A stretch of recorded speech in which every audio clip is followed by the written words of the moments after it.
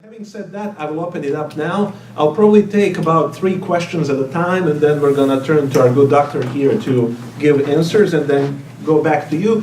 But I would like you to be very straight, concise, and precise in your questions. So we're going to have Dr. Khairuddin, Brother Jafar Imam, and Brother Safin. Okay, go ahead. Thank you very much for the presentation. I want to pick up actually from what Erwin said just now. I was actually based at UMA, University Muhammadiyah Jogja, and actually observed how they run the university, looked at the curriculum, not all of it, but much of the Dinia curriculum that they had. One question that I have to myself, but maybe to you as well, because you did an entire book about it, I read the book. What is actually the impact of all of these hundreds of Islamic universities that we have in shaping the overall landscape of Islam in Indonesia? I mean, you began with this fear that Indonesia would be more susceptible to radicalism.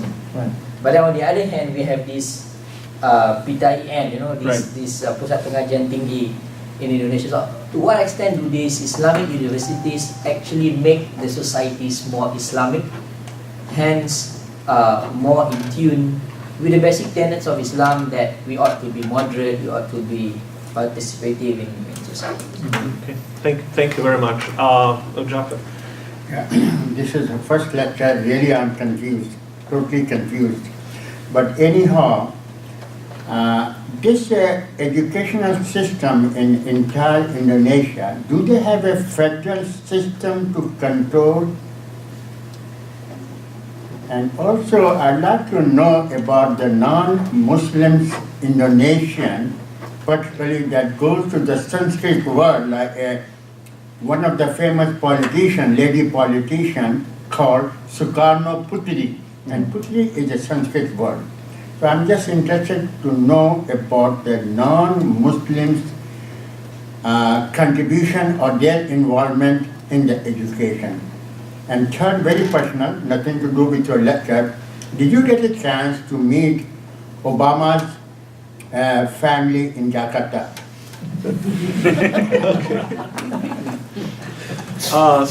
Yep.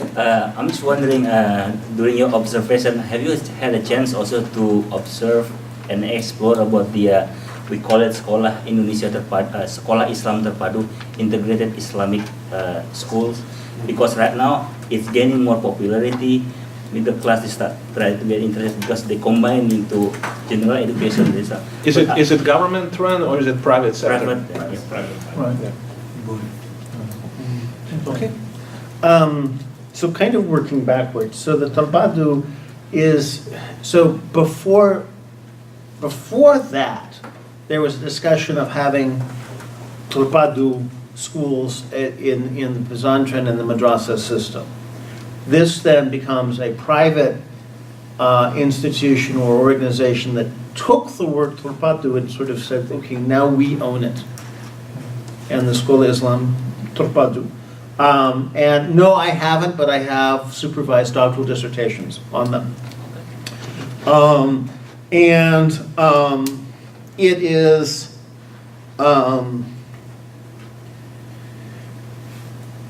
but a big part of all of this, whether we're doing in the K-12 or the education, is how do you integrate Islamic knowledge and non-Islamic knowledge? And, and it's not only like, okay, let's add medicine, but it's like, okay, within Sharia, let's do, I'm not even going to try to do, okay, mu'alamat, how do we, no, basically, Sharia-based business, mu'alam, thank you, to do as kind of an MBA program. Not like, let's talk about the religious, but let's like train people on how to do Sharia-based business as a training program. You've also got people who do like, okay, let's do da'wah-based psychology and counseling and integrating that. And so it's more than the traditional kind of da'wah. I'm sorry it's confusing. I think in part it's confusing to me. because there's a lot going on. I mean, you've got, public health is being put into Usuluddin faculties. And there's a certain logic or da'wah depending on where the social scientists wound up on the campus. If the people who got advanced degrees in the social sciences were in Usuluddin, then public health goes into Usuluddin, because public health is kind of a social science-based approach to health. If they were in da'wah, then public health goes into da'wah, because that's where the other social scientists are. It's extremely messy, and yet there is very strong state control. And how it can be so messy on every campus, doing things very differently with very strong state control, well, that's Indonesia. I mean, you turn in the documents to say you're compliant, and you put up on the boards diagrams that show how you're complying, and when the ministers come by, they see the diagrams, and you have to get beyond sort of the diagrams hanging in the office to see what's actually going on.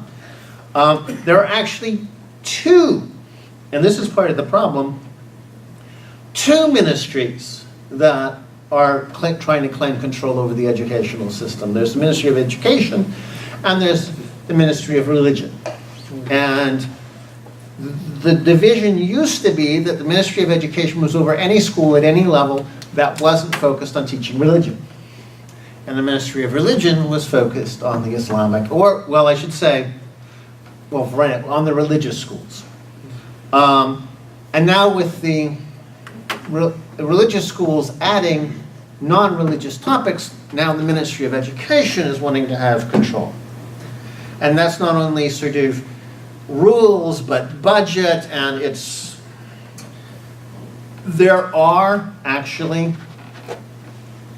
state Christian institutes and state, I think a state Hindu institute, again, because the numbers are smaller, as opposed to the 35 or so of the state Islamic institutes.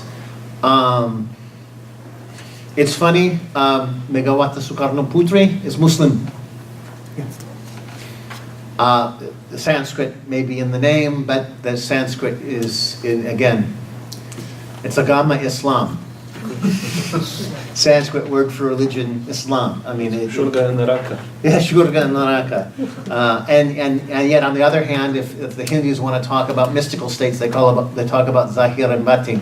So, you know, that's just Indonesia. It's and the Indonesian response, if I've met Obama's family in Jakarta, the correct Indonesian response is belum.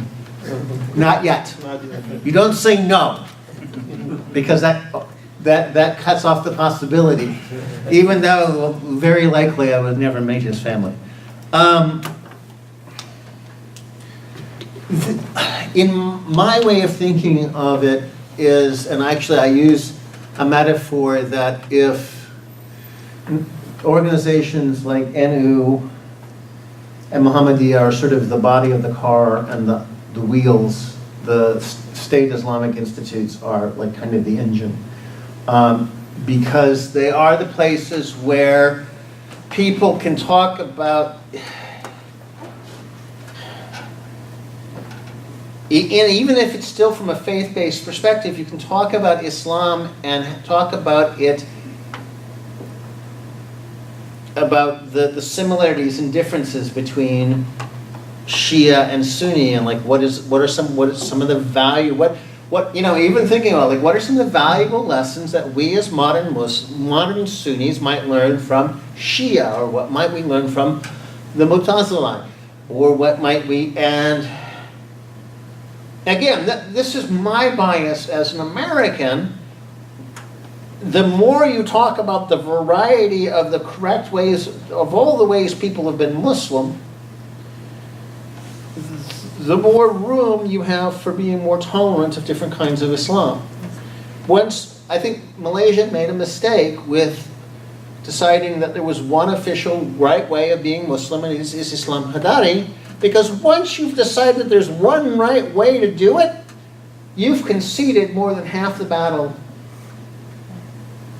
to the Islamists. Because now it's just like, okay, which one right way is the one right way? Because they argue, ISIS and Al-Qaeda and Hizb ut-Tahrir argues there's one right way. Well, once you've yielded there's one right way, now you're just arguing over which one. When you say, oh, there's lots of right ways. I think you teach students, there are lots of right ways of being Muslim. You inoculate them from anyone who wants to say there's only one right way and it's our way. Because they're going to go, wait a second. This way is right, and this way is right. And, some of the most interesting things I saw was watching actually some of the women faculty in a women's center having a discussion with women from Hizb ut-Tahrir. On very interesting sort of discussion and very different understanding. And so you got people coming in who are just using talking points from preachers versus men and women who've spent a lot of time studying the texts. They know, yes, they may have studied anthropology, but they also have studied the texts, and they can talk about, that there are many ways these things can be read, and they resist the idea of, well, Islam. They resist the statements. Islam teaches us that, and they're like, well, your interpretation of Islam teaches you that. Whatever, and having that, and I think in that regard, they're very critical for being able to have an intellectual discourse about what it means to be Muslim, and not just based on a very narrow, not based just on a Shafi perspective, not based just on a one sort of narrow perspective, and the comparative religion programs are quite good at actually trying to understand Christianity from a Christian perspective, not from a Muslim perspective. And it's interesting to watch, and some of them do it better than others, but I remember sitting in a master's thesis defense at the UIN in Jakarta, and they actually said, hey, you're here, sit on the panel, listen to the proposals, give your input. And one student was going and wanting to go out to some little far island in the east and was talking about how these people, what they do and how it's wrong and not really good Islam. And I'm thinking, oh boy. He says he's doing anthropological style research, ethnography. I'm like, oh boy. Oh, I'm not looking forward to explaining to him that that's not how you do this kind of research. I didn't have to. So confusing theology with anthropology. Right, well, I didn't have to. Here's the thing: at the really top ones, and the ones in Jakarta and in Jogja, they teach the students, if you're wanting to look at how people practice, you can't talk about it as right practice and wrong practice. You have to talk about it as practice. And you can't just assume because it's different from how you practice that it's necessarily wrong. In sort of in a research and analytical framework. I mean, they're making that distinction between the research and the analysis versus, actual religious practice. All right, so we're going to take another round of questions. All right, let's start. Sister Zina, Oscar, and then 3 questions this time. We may take 4, but let's see. Go ahead. Mr. Bull, that was very impressive presentation that you gave, and I kind of commend the Malaysian or the Indonesians to even try to integrate the modern academia with Islamic, teachings, and it is the right way. In my judgment, I think they are doing it right. There has to be a model where we can, integrate both systems together. Not totally separate, we don't have to have a double personality, because we are Muslims and we have been to, public schools. So there is a way, take for example, when we study evolution, the theory of Darwin, the theory of evolution. Islam has a totally different perspective of how we came to be. But we understand, when we studied, we pretty much understand, okay, Darwin gives this, theory, and Allah says this in the Quran. And if we believe in what it is said, then we shouldn't have any problem, because, and coming to psychology, like Sigmund Freud, he is not above God. Okay, neither is Carl Jung. Okay, so their theories are, we can take Islamic side to our side, because our do's and don'ts are based not on, Freud's experiments, but it is pretty much based on Islamic conscience, that we develop. So they are trying, and let's see in 100 years or so how the Indonesian people, what kind of society they create. And if they do create a nice society, then other nations will follow.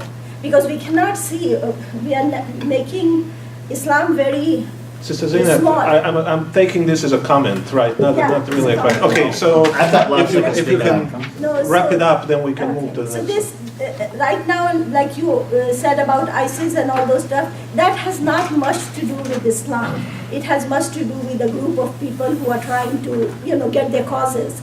So we shouldn't, finish off something. Islam is a way of life. Right. And that's what I'm very impressed that they are at least trying different ways, and let's see how they come up with a good role model. Okay, thank you for your comments, Tazina. Oscar. Thank you. It's probably worth mentioning that Indonesia has more tribes and diversity than many other Islamic countries. 300 distinct dialects or languages. Right. And we also have been living side by side with other religious communities, other faiths and all that. Right. So, and there, for 100 of years there have never been fight, but just recently, with the rise of the movement, there's some friction. What do you, how do Again, we, I'm sure there is a question there, so Yes, try so, to that's the get question. there. How do Okay. we make sure that for Indonesia to become the model of Islamic country, that tradition of living together with different faith stay there? That's the first question. The second question is, what do you think about the concept of Islam Nusantara? Should you heard about it? Thank you. Okay. Go ahead. Thank you. Speaking with anti-radicalized, so I'm not sure that it will be a part of the factor also how to minimize radicalism in Indonesia. I'm looking from the academic perspective that we know that this all madrasa or the school institution, even in Salah also, there's the integration of school also. From the lower, like K-12, Ibtidaiyah, Sanawiyah, Aliyah, and 100% of the curriculum was controlled under the Department of Religious Affairs. Right. So I don't know that is it a part of the, I think the key factor how to minimize the radicalism. Actually, it turned out in before 1998. It's hard because a government can control all those sometimes. Yeah. And after 1998, we found some institution or some school was calling radicalism because it is under control and it's not identified by the Department of Religious Affairs. Right. We're not talking about the political reason behind it, because at that time also before 1998, intelligence also come to the lower level to keep an eye on all those activities. Right. Okay, thank you. Okay, one final question. For the integration of Islam and the secular education or education as such, there have been a lot of models developed in the West, in America. I belong to an Islamic school in Michigan. So we have spent a lot of time using Tarbiyah project as one of these here. So is Indonesian government or the schools, they're looking to some models developed in the West, number one. Number two is how much control does the Department of Education or the Ministry of Education have on these institutions in other islands? I am more interested in Banda Aceh, because they have been creating a lot of scholars. Right. So I want to see what is happening there versus what's happening in Sumatra, Java. Okay. Well, you have an enviable task to try to do this in 5 minutes. Okay. So, Wow. Okay, so one of the things with the integration is there's actually lots of different ways that people are trying to integrate science and religion, and there's, in my opinion, more successful and less successful approaches, or promising approaches. One of the least promising approaches is what I call ayatization, or ayatization, where they simply sort of cherry pick, and Christians do this too, cherry pick verses and say, oh, this proves this in science, or this is supported here, and that's not a very, I think it leads to bad hermeneutics and bad science. There is, Sada Malaysia, a Sufi-infused approach with the focus on Tawhid. If God is one and God is in everything, God is everything, so there is no knowledge separable from God. And like many things Sufi, if you're not Sufi, you don't understand it, so I don't understand it. The attempts to minimize radicalization is so, I mean, again, things like Mukri, a couple of pesantren that are sort of linked to terrorist acts. There's two of them, and some people will say, well, they're not really linked to them. Okay, they're linked. We don't know if they caused it, but they're linked. Their students blew things up. People say, well, their teachers didn't tell them to blow things up. I'm like, okay, but we'll just stick with their students blew things up. There's only two. Then you've got the Sharia, and when I last talked to friends in the Ministry of Religious Affairs, there are about 35 maybe, sort of Sharia-oriented, or Salaf, but not Salafia. In Love Indonesia, Salafia basically means the opposite of Salafi. that's, Yeah, and in Arabic I'm told there is no distinction, but in Indonesia, Salafi and Salafia are really opposites. And it's just like, okay. The curriculum is controlled, but even in the 1990s, Nahdlatul Ulama had its own curriculum supplement. And as far as the pesantren, the only pesantren then or now that are under real government control are the ones that are teaching, are using the government curriculum to give diplomas.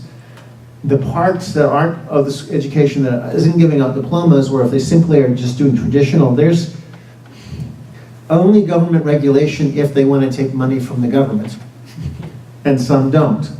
Okay.